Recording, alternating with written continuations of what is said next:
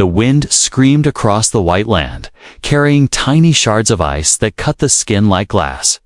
The sky was a heavy gray, pressing down on everything. Lena pulled the thin blanket tighter around her tiny child, holding him close to her chest. Her arms were shaking, but not only from the cold. Her legs felt weak. Her fingers were stiff, and her lips had turned pale blue. The snow was deep. Swallowing her steps, making each move slower and harder, she could no longer feel her toes. Each breath was sharp, like breathing knives. Her child whimpered softly, a sound almost lost in the howling wind. Lena bent her head low, her hair frozen into stiff strands. She whispered to her son, "It's okay, it's okay. Mama's here." But her voice cracked. She was not sure how much longer she could keep going. The land around them was endless white. No trees, no shelter, no sign of life. In the distance, the mountains were hidden behind a thick wall of snow. This was not just winter. This was a storm that wanted to kill. The cold here was not the kind that only froze water or covered the ground with snow. It was the kind that reached inside the body, pulling away warmth and life. Lena had grown up in these lands, but never had she felt a storm this strong. It was as if the sky itself had turned against them. She had left the village hours ago, carrying her child, the village. She could barely think about it without her throat tightening. It had been attacked, not by soldiers, not by wild animals, by something else.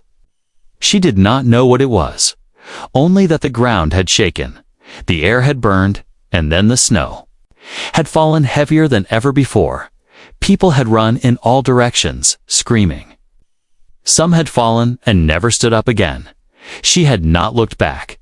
She had only run into the storm, hoping to find somewhere safe. But there was no safe place. The storm had followed her. The cold had followed her. Now, her child was quiet, too quiet. She looked down at his small face. Pale and still, his eyes closed. Panic stabbed her heart. She shook him gently, whispering his name. His eyes opened slowly, weakly. Relief washed over her, but fear stayed close behind. He needed warmth. She needed warmth, and there was none. Her legs gave way, and she fell to her knees in the snow. The cold rushed in through the blanket. Biting harder, she held her son close, wrapping the blanket fully around him, covering his head. Her own body became the only shield against the storm. The wind roared louder, and she felt her strength fading. Her breaths became slow, heavy. Her thoughts began to blur. The snowflakes that landed on her face no longer stung. She could barely feel them. Somewhere deep inside, she knew this was the end. The cold had won. Her eyes grew heavy. She thought about her son's face, his laugh, the way he reached for her hand when he was scared. She thought about the smell of bread in the village on warm days. She thought about the sun. And she knew she would never see it again. She whispered a final prayer, her voice trembling. She pressed her lips to her child's forehead. "I'm sorry," she breathed. Her eyes closed. The world around her became dark. Her body went still. And then, warmth. Not the soft, weak warmth of a blanket or a fading fire, but a strong, deep heat that pushed back the cold. Her body, frozen moments ago, felt a rush of life again. Her eyes fluttered open. Through a haze, she saw a shape bending over her. A man, his face was shadowed by a helmet, glowing lines running across it. His arms were around her and the child, pulling them close to his chest. The warmth came from him, from the strange armor he wore. A voice, calm but urgent, spoke near her ear. "You're safe now." She wanted to speak, to ask who he was. But her lips would not move. Her eyes closed again, not from cold this time, but from exhaustion. She felt the man lift her easily, carrying her as if she weighed nothing. The sound of the wind began to fade. The ground beneath her feet became metal instead of snow. A hiss of air, a closing door. The warmth grew stronger. Surrounding her, her last thought before sleep took her was strange. The man's voice had sounded human, but his armor looked like nothing from this world. The first thing Lena felt when she woke was silence. No wind, no snow, no screaming storm outside. Only the steady sound of something mechanical, a low, constant hum. Her body was warm now, wrapped in a thick silver blanket that felt softer than anything she had ever touched. For a moment, she thought she had dreamed the storm, but then her eyes opened and she saw the walls. They were smooth, curved, and glowing faintly with pale blue light. Strange symbols moved across them like running water. The air was warmer than any fire, yet there was no smoke, no flame. Her child lay beside her, sleeping deeply, his tiny chest rising and falling. A wave of relief washed over her. He was alive. Then she remembered the man, the armor, the glowing lines, the voice that had promised she was safe. She sat up quickly, her heart racing. Her eyes searched the strange room, and there he was. He sat on a metal chair, facing a wall covered in moving lights. The helmet was gone, lying on a table beside him. His hair was dark, cut short, his jaw sharp, his face tired but alert. There was a faint scar across his cheek. He looked like a man in his 30s, human. And yet, there was something different about him, the way he sat, the way his eyes scanned the glowing wall. As if he was reading something she could not see. He noticed her looking. "You're awake," he said. His voice, deep but calm. Lena's throat felt dry, but she forced herself to speak. Who are you?" The man didn't answer right away. Instead, he reached for a small silver container on the table and walked toward her. He handed it to her. Inside was a warm, thick drink, sweeter than anything she had ever tasted. The warmth spread through her body with each sip. "I am called Kale," he said finally. "I was sent to find survivors." Lena's brows furrowed. Survivors? Survivors of what? Kale's eyes darkened. "The storm you saw." "It is not natural," he said. "It was made." Lena stared at him, not understanding. "What do you mean, made?" Kale didn't answer her directly. He sat back down and looked at the moving lights on the wall. "You and your child were the only ones left in that area," he said. "I thought I was." Too late. Lena looked down at her child, brushing his hair gently. "Why help us?" she asked quietly. Kale's eyes shifted to her. "Because once, a long time ago, someone helped me." There was something heavy in his voice. Something that made Lena feel there was a story he wasn't telling. She wanted to ask more, but then she heard it, a deep, distant rumble. It seemed to shake the air itself. Kale's head snapped toward the sound, his eyes narrowing. He stood, crossing the room in 2 quick steps, pressing his hand against a small panel on the wall. A section of the wall turned transparent, like glass. Outside, the storm was still raging, but this time, Lena saw it. A shadow moving through the snow, massive and slow. Her breath caught in her throat. It was taller than the highest tree. Its shape was wrong to many limbs, a body twisting like smoke and muscle. It moved without sound, its outline shifting like it wasn't fully there. "What is that?" she whispered. Kale's jaw tightened. "That," he said, "is why you can't go back outside." Lena stepped closer to the window, but Kale moved in front of her, blocking her view. "Don't let it see you," he warned. She stared at him. "You mean it can?" "Yes," he cut her off. "It can see through walls, through snow, through almost anything." Lena felt her skin crawl. "Then why aren't we running?" she asked. Kale looked at her for a long moment. "Because if we run now, it will follow," he said. "And if it follows, nothing will stop it." For a moment, neither of them spoke. The hum of the room felt louder now, the air heavier. Finally, Kale walked back to the table, picked up a small device, and clipped it to his belt. "You need to rest," he said. "You'll need your strength." Lena shook her head. "No. I need to know what's happening." Cale paused, then glanced at her. "You will?" he said quietly. "But not yet." The lights in the room flickered. Cale's head turned sharply, toward the ceiling. "They're getting closer," he murmured. Lena clutched her child. Cale put his helmet back on the glowing lines, lit up instantly. Casting strange shadows on the walls, he walked toward the door. "Stay inside," he ordered. "No matter what you hear." The door hissed open, and the cold rushed in for a brief second before it sealed again behind him. Lena stood frozen, her heart pounding. The hum of the walls felt weaker now. The lights dimmer. She could still hear the storm outside, and something else, a deep, slow sound. Like breathing, only it was too big, too heavy, and it was getting closer. The silence inside the shelter felt heavier after Cale left. Lena stood in the center of the room, holding her child close, her ears straining to catch every sound.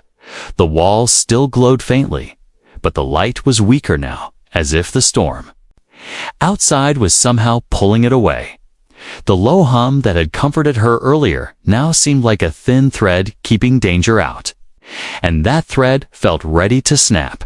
She looked around, searching for anything familiar, but every object in the room was strange. A tall silver machine stood in one corner, its surface covered in tiny shifting lights. Beside it, a black table held devices that looked like weapons, though none she recognized. One had a long barrel with blue markings. Another looked like a smooth disc that pulsed faintly. The air smelled clean, but faintly metallic. Like rain after lightning, her child stirred in her arms. Whimpering softly, she whispered to him, "It's okay." Even though she wasn't sure it was, she needed to keep him warm. So she laid him gently on the silver blanket and tucked it around him. Then she moved toward the wall Cale had touched earlier, the one that had turned transparent. She hesitated before pressing her hand against it.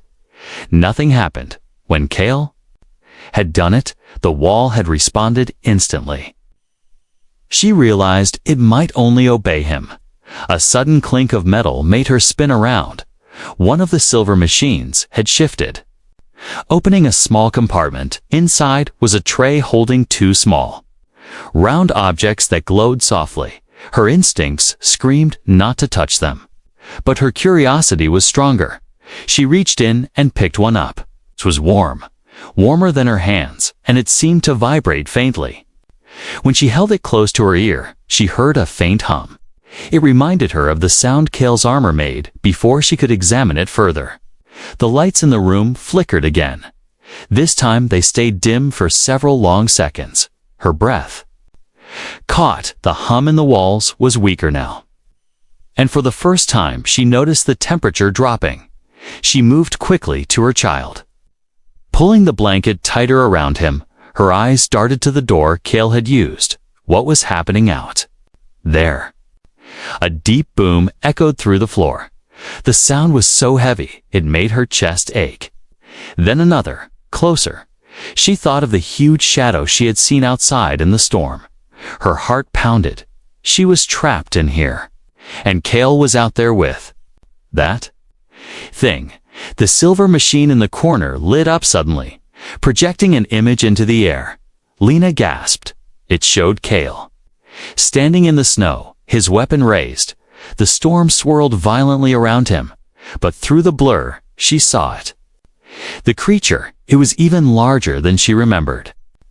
Its body shifting like it was made of smoke and muscle twisted together. Its head was long and flat, with no eyes. It moved like it could see perfectly. Cale fired a bolt of bright light that struck its side, but instead of falling, it roared. A sound so deep, the projection shimmered from the vibration. Lena backed away from the image, clutching her child again. The creature turned toward Cale and rushed forward with terrifying speed. The image flickered and vanished. She was left staring at empty air. The hum in the walls was now barely there. The room felt colder. Suddenly, the door hissed open. Kale stumbled inside, his armor scratched, glowing lines flickering like dying fire. He slammed his hand against a panel near the door, and it sealed shut instantly. He leaned against the wall, breathing hard. "Is it gone?" Lena asked, her voice shaking. Kale's helmet turned toward her. And even though she couldn't see his eyes, she felt the weight of his stare. "For now," he said, his voice low. He removed the helmet and set it on the table. Lena saw a thin cut across his cheek, bleeding slightly. She stepped forward, but he raised a hand. Stopping her, "I'm fine," he said, "but the barrier won't hold forever." She glanced at the walls. The dim blue light barely glowing. "What is this place?" she asked. Kale looked around the room for a moment before answering. "This shelter was built long before you were born," he said, "before most of your people were born. It's a listening post, a place to watch the storm, and what moves inside it?" Lena frowned. "You mean that thing?" Kale nodded. "That thing," he said, "was not born here. It was made." Her heart skipped a beat. "Made? By who?" Kale's jaw tightened. "That's a story you need to hear," he said. "But if I tell you now, you won't sleep tonight." Another deep boom shook the floor. Kale's eyes darted toward the door. He moved quickly to the silver machine and pressed a sequence of glowing symbols. The lights in the walls brightened slightly. The hum growing stronger again. "That will buy us time," he said. "Maybe an hour." Lena looked at her child, then at him. "An hour for what?" she asked. Kale met her eyes. "An hour to decide if we stay here and fight, or run to a place where the storm can't follow." The hum in the shelter steadied, but Lena could still hear the distant storm. It was like a hungry animal, pacing outside, waiting for its chance. Kale stood near the glowing wall, his back to her. Speaking in low tones to the machine, she could see strange symbols appearing and disappearing on the surface. His voice was calm, but there was a sharp edge to it, like he was arguing with someone she couldn't hear. Finally, he turned toward her, his face serious. "We can't stay here much longer," he said. Lena held her child tighter. "Why?" "You said this place was safe." Kale shook his head. "I said it was safer," he corrected.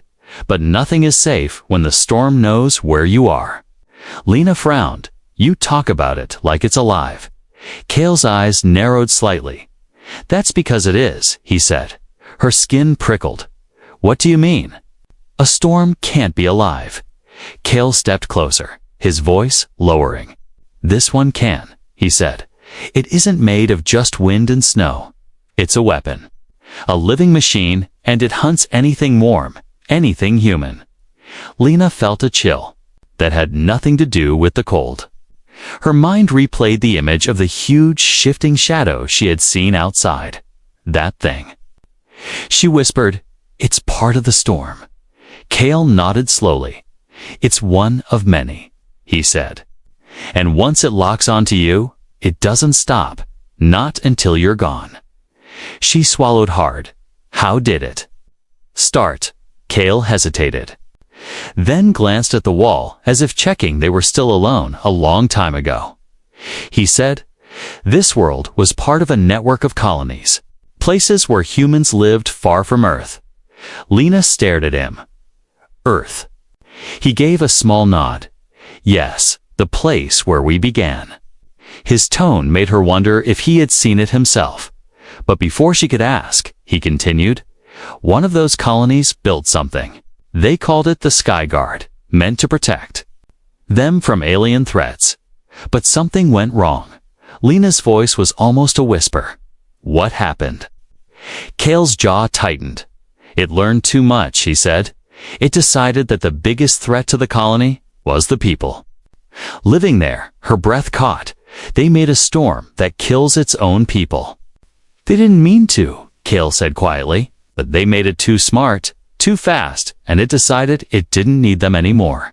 The lights flickered again, and Kale's eyes went to the door instantly.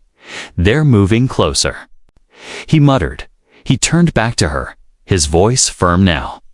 You and your child are alive because I found you before it did. But if we stay here, the storm will break through the barrier. Maybe in an hour, maybe sooner. Lena felt her heart pound. Then we should run now, she said. Cale shook his head. If we run now, it will track us in seconds. We need a distraction. Something big enough to pull its attention away. Her hands tightened around her child. You mean fight it? She said. Cale didn't answer right away. Finally, he said, sometimes. Running is more dangerous than fighting. Lena sat in silence for a moment, her mind racing. Her life before this had been simple. She had known the cold, the seasons, the work of survival. But this, storms that could think, machines that hunted people, the idea of other human worlds. It was too much, and yet she could see in Cale's face that he wasn't lying. If they stayed here, they would die. If they ran at the wrong time, they would die. Cale moved to the silver table and began checking his weapons. The long-barreled one he had used outside was scorched along the side. He replaced a glowing blue core inside it and set it back down. What are you going to do? She asked. Make sure it looks at me, not you, he said simply. Lena's chest tightened. You'll be killed. Cale glanced up, and for a moment she saw a faint, almost sad smile maybe, he said. But I've done this before. Another. Boom shook the shelter.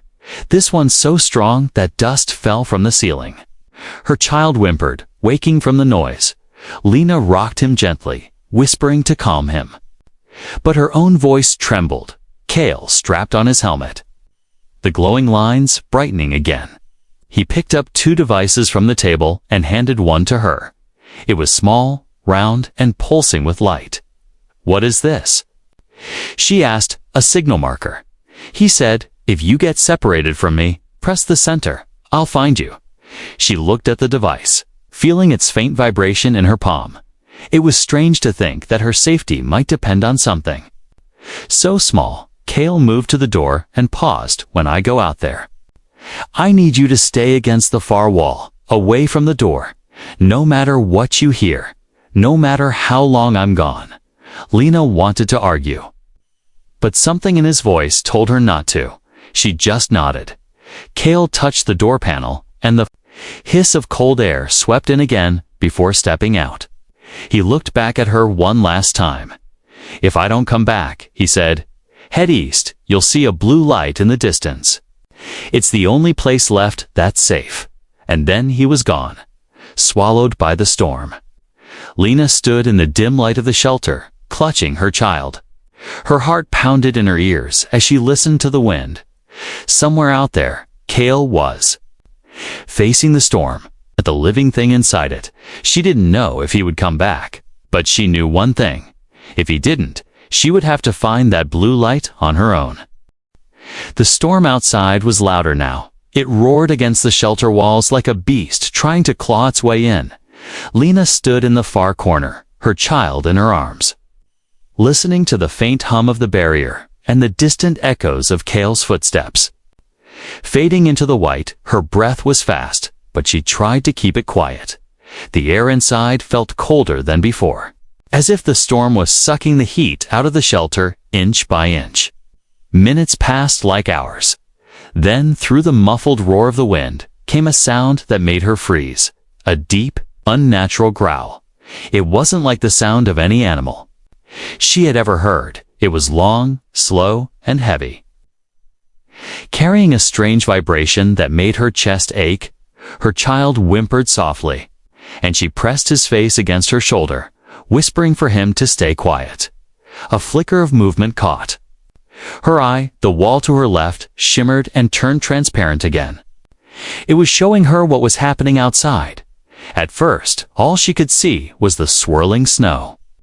Then Cale appeared, his glowing armor bright against the darkness. He moved quickly, his weapon raised, scanning the storm. Lena felt a strange pull to call out to him, but she bit her lip. She knew he had told her to stay silent. And then it appeared. The creature stepped into view like a shadow becoming solid. Its body was massive, taller than any building in her village. It had too many limbs, moving in a way that was wrong, jerking, and flowing at the same time. Its surface seemed to be made of shifting metal and smoke, never still, never solid. Where its head should have been, there was only a flat, featureless surface that rippled as if alive, yet somehow, Lena felt its gaze sweep across the snow until it landed on Kale. Kale didn't move. He stood perfectly still, the wind tearing at his armor. The creature tilted its head. If it could see him, it was deciding what to do next. Then Kale moved first, raising his weapon and firing a burst of bright blue energy. The shot slammed into the creature's side, sending out a flash of light that lit up the snow for hundreds of meters. The creature recoiled, letting out a deep roar that shook the image in the wall. Lena's heart pounded. The storm swirled faster around them, as if the creature controlled it. Kale fired again, hitting one of its limbs. The metal smoke surface rippled violently, but then the creature moved. It was fast, impossibly fast for something so big. It lunged toward Kale, covering the distance between them in seconds. Kale rolled to the side, the creature's massive limbs slamming into the ground where he had stood, sending snow and ice into the air like an explosion. The image shifted as Kale moved, his armor glowing brighter. He fired another blast, but this time the creature's body seemed to absorb it. Lena's stomach turned. It was learning. Kale kept moving, circling it, never staying in one place for more than a moment. But the creature followed every movement, twisting its limbs unnaturally to match his direction. It was hunting him then. In the middle of the fight, Kale reached to his belt and threw something into the snow. It exploded in a burst of white light so bright that Lena had to shield her eyes. When she looked again, the creature was staggering, its limbs twitching.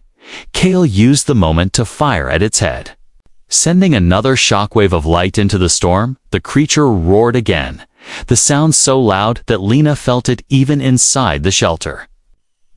It turned away from Kale for a brief moment. Toward the shelter, Lena's heart stopped. It was looking at her, even through the storm, even through the walls. It could sense her. Kale must have seen it too, because he shouted something. She couldn't hear the words, but his voice was urgent. He fired again, hitting it square in the side. Trying to pull its attention back, the creature hesitated, as if deciding which prey to follow. Then it turned back toward Kale and lunged again. The image in the wall flickered and vanished. The shelter was quiet, except for the sound of the wind outside. Lena stood frozen, clutching her child so tightly she was afraid she might hurt him. Her mind screamed for Kale to come back, but all she could do was wait. Then the floor shook violently. Something heavy slammed into the ground just outside the shelter. The walls groaned under the pressure. Lena stumbled, nearly falling. The lights in the room flickered dangerously low. And then silence. The door hissed open, and Kale stumbled inside. His armor was scorched and sparking in places, his movements slower, heavier. He sealed the door behind him and leaned against it, breathing hard. "It's not done," he said, between breaths. "It will be back." Lena's voice shook. "Did you hurt it?" Kale looked at her, his eyes tired but focused. "I made it angry," he said. "That's enough for now." Kale didn't stay still for long, even though his armor was damaged and his breathing heavy. He moved quickly to the table and began checking his weapons. The glowing blue lines along his suit flickered weakly, but his hands were steady. Lena watched him, clutching her child close. Her voice was low but sharp. "You said it will come back." Kale didn't look up. "It will, and when it does, this shelter won't stop it." Her heart sank. "Then we have to run now," she said. Kale finally turned toward her, his expression grim. "Yes," he said. But if we leave without a plan, it will catch us before we reach the gate. The gate. She asked, "The blue light I told you about," he said. "It's a shielded passage, the last safe place for humans on this planet." Lena swallowed hard. "And how far is it?" Kale's eyes flicked toward the wall. "Far enough that, if it follows us, we won't make it." He holstered his weapon and moved to a panel by the door. The wall shimmered, revealing the storm outside. Snow whipped in every direction, the wind howling like it had a mind of its own. Lena took a step closer. "Do we wait for the storm to calm?" Kale shook his head. "It never calms," he said. "The only thing we can do is use it." She frowned. "Use it." He nodded. "If we move while the wind is at its worst, our heat signatures will be harder to track.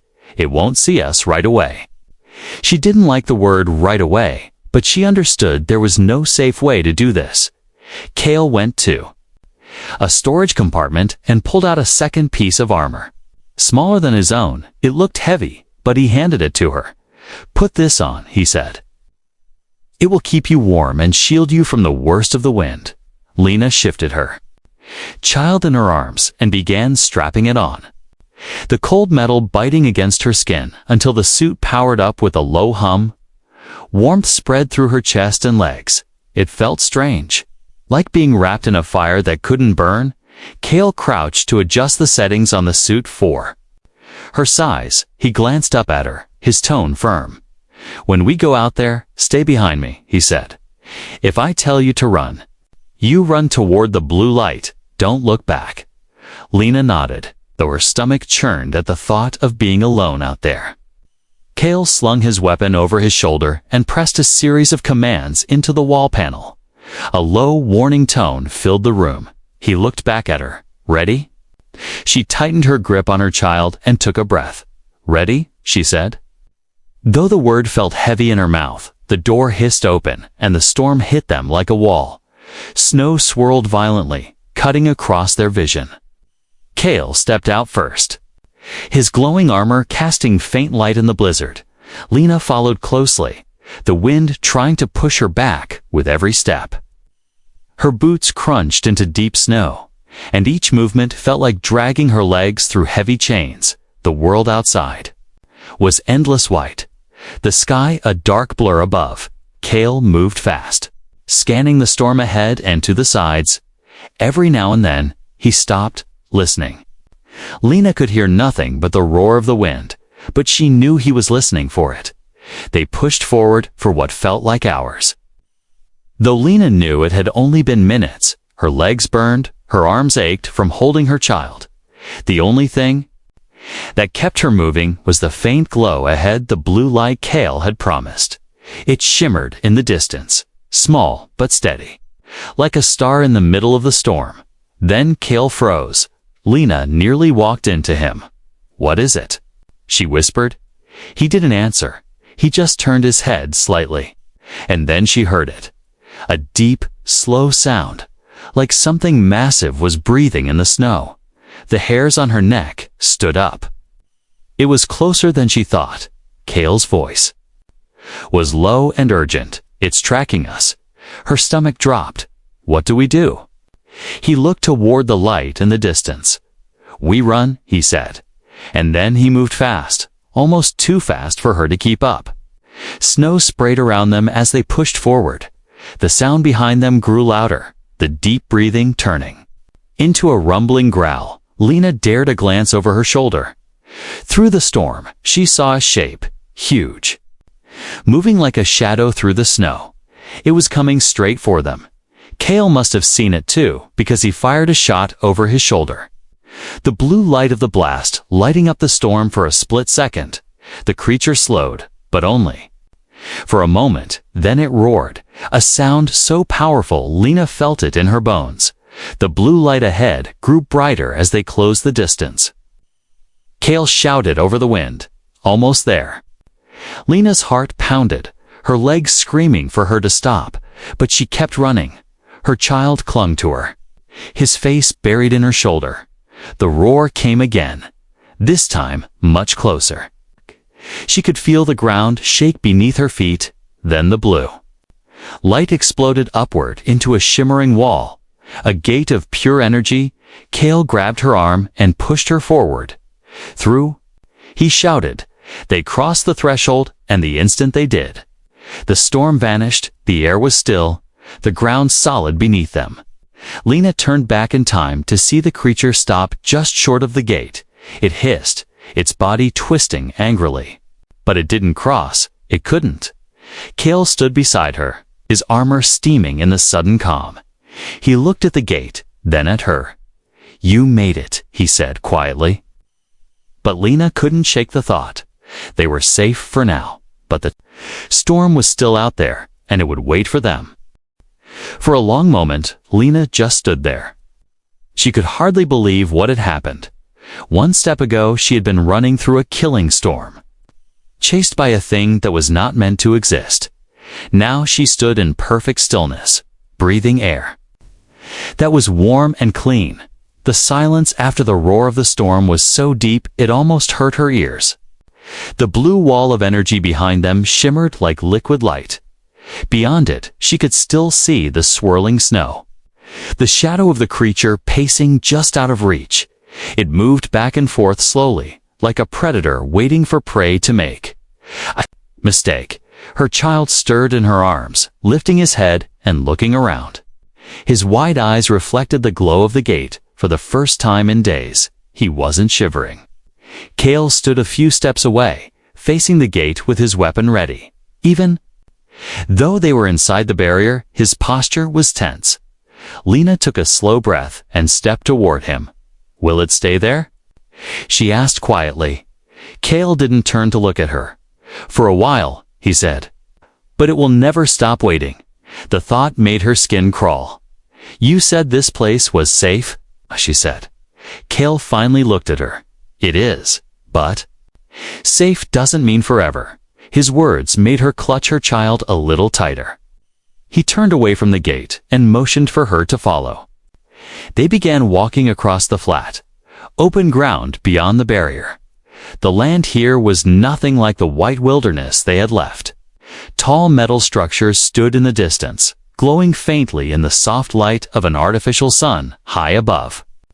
The ground was smooth and dark, made of some material Lena couldn't name. Here, the air smelled faintly of flowers, something she hadn't smelled since before the village burned.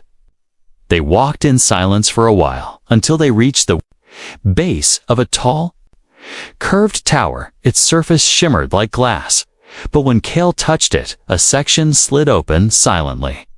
Inside, the space was vast, with walls covered in screens showing maps, strange symbols, and moving images of the storm outside. People moved between the screens, wearing uniforms with the same glowing lines Kale's armor had. Some looked up in surprise at Lena and her child, but no one stopped them. Kale led her through the center of the room to a smaller chamber. Here, the walls were plain, the lighting softer. He motioned for her to sit on a bench. When she did, the weight of everything finally hit her. Her legs felt weak, her arms ached. From carrying her child for so long, she looked up at Kale, who was now removing his helmet. "You deserve to know where you are," he said. "This is the last human city on this planet." Lena frowned. "The last?" He nodded slowly. The others fell one by one, some to the storm, some to the machines that made it. "This place has stood because of the shield," he said, glancing toward the direction of the gate, "but the shield will not last forever." Lena felt a knot form in her stomach. "You're saying, even here, we're not safe?" Kale's expression didn't change, but his voice softened. "I'm saying safety is never permanent. It's something you fight for every day." He paused, studying her face. "You've already fought. You kept your child alive when everything else around you was gone." She looked down at her son, who was watching Kale with quiet curiosity. Something about Kale's words made her feel both proud and deeply afraid. "If this place falls," she asked, "where will we go?" Kale hesitated, then looked away. "There are other cities. Not here, but far away. Off this world, her heart skipped. You mean? Other planets. He nodded. Yes, but reaching them isn't simple. He stepped closer and knelt so he was at her eye level. That's why I found you, he said.